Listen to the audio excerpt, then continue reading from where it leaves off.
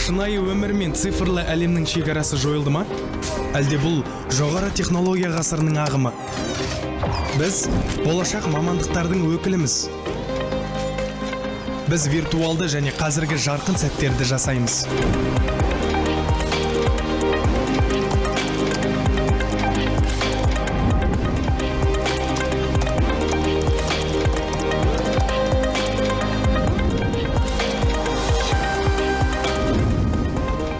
Біз күн сайын таңдау жасаймыз.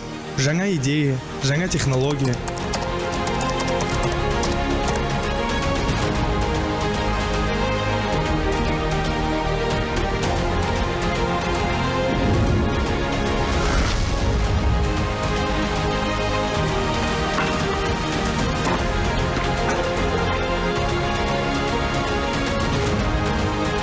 Біз өзгеріске дайынбыз.